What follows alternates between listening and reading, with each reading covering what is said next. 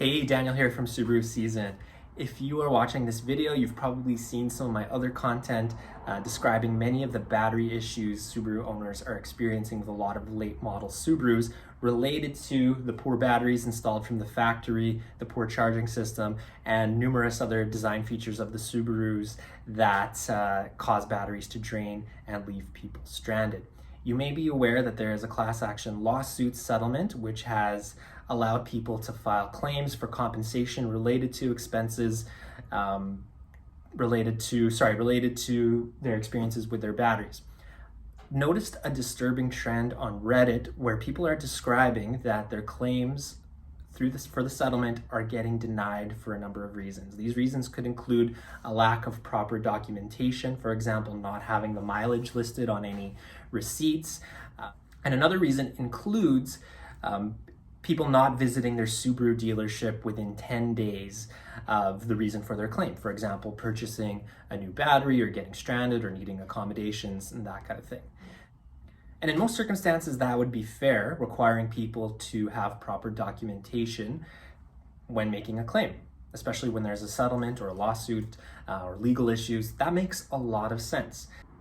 The tough thing is, though, when people have battery issues or they need to get a new battery, they're not typically visiting their dealership first. When someone is about to experience their battery failing, they may not be aware that anything is wrong at all. So for example, you go to the airport, you leave your car behind for a couple of days and the battery's just so weak that it dies. Or you're grocery shopping and your car won't start when you get back to your vehicle. So what people do in those situations is they typically, they get a boost or they just go buy a new battery. They're not calling their dealership to let the dealership know or bring it in for servicing if they have a dead battery. Most people need to get where they're going.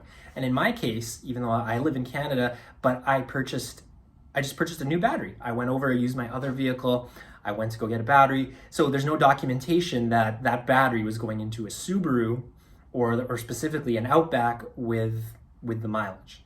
So this really sucks. I feel that Subaru should be held accountable for something like this. The settlement is a step towards that, but people are getting their claims denied. So we'd really like to know your experience with the situation.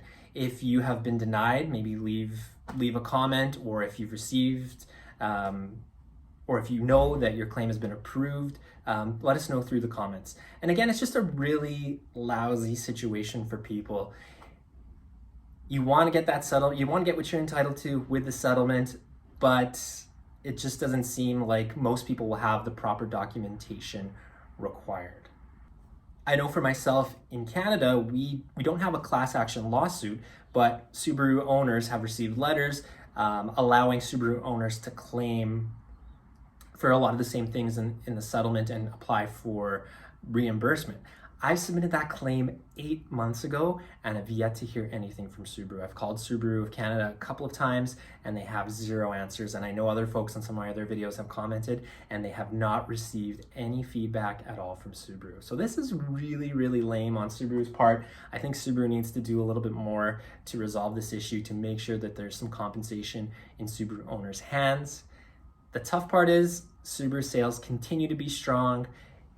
And everywhere I look, there's more and more Subarus. Subaru's growing. The brand is very strong right now, but yet there's this dark cloud regarding the Subaru battery issues that a lot of people are going through. And for some people, they just replace their battery every couple of years and that's it. They have no issues and they think that's part of, normal car ownership. But for us that have been digging a little bit or been really frustrated with some of the experiences related to the battery issues, we know that there's something more here. We know that these vehicles do not charge the battery properly. We know that the OEM battery is poor and weak to start off with. And there's other issues as well that people are experiencing related to, Starlink system possibly draining the battery.